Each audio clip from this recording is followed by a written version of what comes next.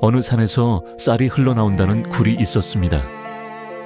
그 굴은 숨을 쉬듯 고요했고 밤마다 산짐승도 발길을 멈췄습니다.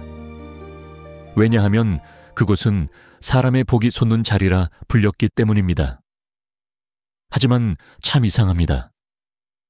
복이 솟는 자리에 왜 늘 경계가 함께 서 있을까요?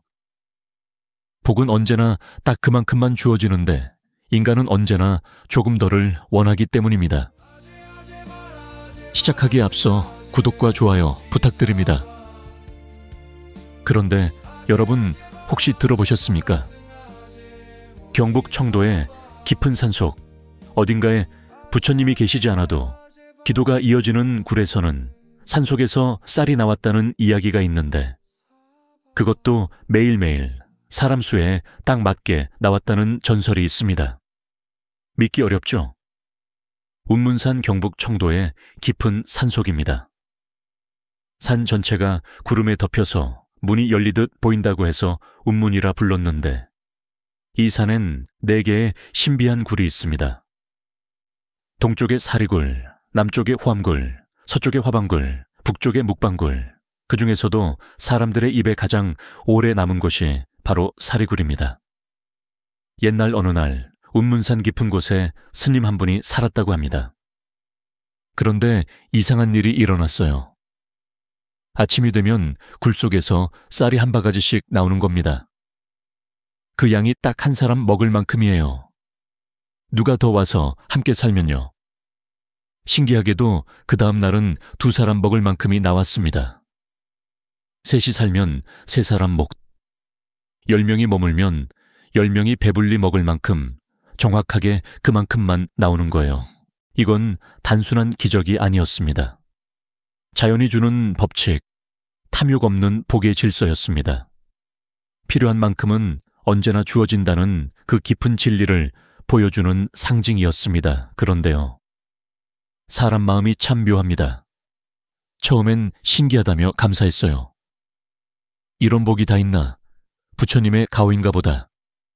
스님들도 신도들도 매일 쌀을 한 줌씩 받으며 고마워했습니다. 그런데 어느 날부터인가 이상한 소문이 돌기 시작했습니다. 그 굴에서 나오는 쌀, 조금만 더 많으면 절의 공양을 넉넉히 올릴 수 있지 않겠나. 가난한 마을 사람들에게 나눠주면 얼마나 좋을까. 처음엔 좋은 뜻이었고 누구도 나쁜 마음을 품지 않았습니다. 하지만 욕심이란 게 참 그렇죠. 좋은 의도의 옷을 입고 슬그머니 들어오는데 그게 바로 인간의 본성입니다. 처음엔 더 나누기 위해서, 결국엔 더 가지기 위해서. 그 경계는 머리로는 알지만 가슴으로는 구분하기 어렵다 보니 공양주 스님은 고민했습니다. 내가 구멍을 조금만 넓히면 쌀이 더 많이 나와서 더 많은 중생을 도울 수 있을 텐데, 하지만 그 마음의 밑바닥에는 조금 더 조금만 더 라는 욕망이 도사리고 있었죠. 그날 밤 스님은 잠을 이루지 못했습니다. 바람이 굴을 스치며 속삭이는 소리가 들려왔어요. 건드리지 마라. 지금이 딱 좋다. 그런데도 스님은 마음을 다잡지 못하고 결국 새벽녘 등불 하나를 들고 굴로 내려갔습니다. 손끝이 떨렸죠. 바위 사이에서 쌀이 반짝이는 걸 보자 그 유혹을 이기지 못했습니다. 조금만 더 넓히면. 그리고 그 순간 쌀이 솟던 구멍을 툭 넓혀줬고 굴 안이 흔들리기 시작했습니다. 쌀이 아니라 물이 터져 나왔습니다. 하얀 쌀이 나오던 자리에서 찬 샘물이 솟구쳐 오르며 그 모든 걸 덮어버렸습니다. 그리고 그날 이후 그 굴에서는 단 한 톨의 쌀도 나오지 않았습니다. 자연은 인간의 욕심을 허락하지 않았던 겁니다. 쌀이 끊기고 대신 물이 흐르기 시작했어요.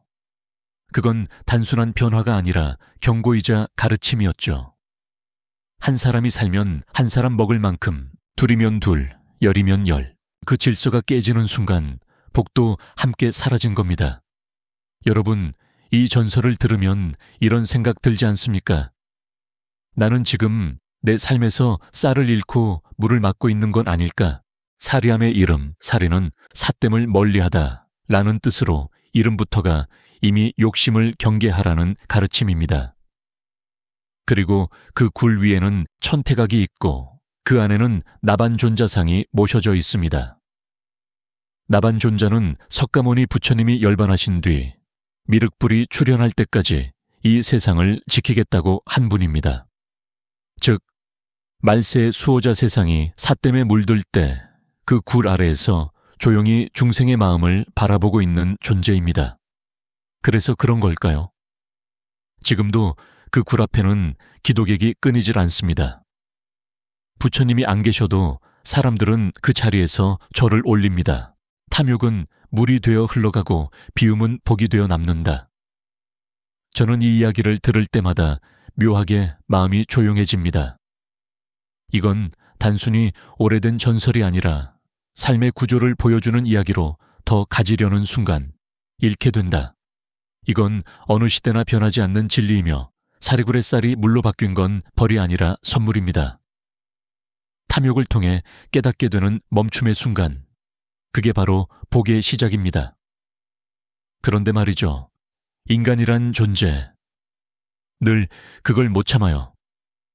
쌀이란 건 생명을 유지하게 하는 물질적 복이고 물은 생명을 다시 살게 하는 근원의 복입니다. 인간이 욕심을 버리는 순간 쌀의 복은 사라져도 물의 복이 다시 시작되는 겁니다. 운문산, 사리함은 지금도 고요합니다. 사람들은 그곳에서 자신과 마주하고 비워야 채워진다는 진리를 조금씩 배워갑니다. 어쩌면 그게 바로 나반존자가 천태각 아래서 우리를 바라보며 말없이 전하고자 했던 메시지 아닐까요? 삿됨을 멀리하라. 사리굴의 이름이 이미 답이었습니다. 욕심을 버리면 필요한 것은 언제나 주어진다. 그 복은 하늘이 정한 만큼, 자연이 나누는 만큼, 그 이상을 바라면 복은 물이 되어 흘러가버리고 그 물은 여전히 흐릅니다.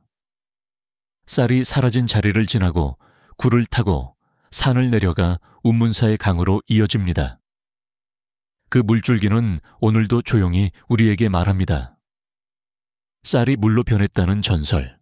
그건 결국 인간이 얼마나 채워야 하는가의 이야기가 아니라 언제 멈춰야 하는가의 이야기였습니다. 937계단을 오르면 사리함의 천태각이 모습을 드러냅니다. 3번을 오면 단 한 번은 소원을 들어준다는 곳이며 그만큼 간절해야 한다는 뜻이기도 합니다. 자, 한번 생각해 보세요. 937계단이면 숨이 차고 다리가 후들거리는데 그걸 3번이나 오른다는 건 단순한 기도가 아니라 내가 진짜 원하는 게 무엇인지 스스로에게 묻는 길입니다. 3번 오른다는 건 3번 방문이 아니라 3번의 결심을 의미하고 그만큼 마음이 간절하면 결국 그 마음이 세상을 움직입니다. 그래서일까요? 많은 사람들이 이곳에 와서 울고 또 웃습니다. 기도가 이루어졌다는 말보다 더 큰 건 그 과정 속에서 자신의 마음이 바뀌었다는 거예요. 결국 사리함은 소원을 들어주는 곳이 아니라 진짜 내가 무엇을 원하고 있는가를 깨닫게 해주는 곳인지도 모릅니다. 여러분도 언젠가 이곳에 오르신다면 그 937계단 하나하나가 기도가 되고 숨 한 번 한 번이 복이 되길 바랍니다. 그리고 그 복이 여러분의 간절함 속에서 피어나길 진심으로 바랍니다.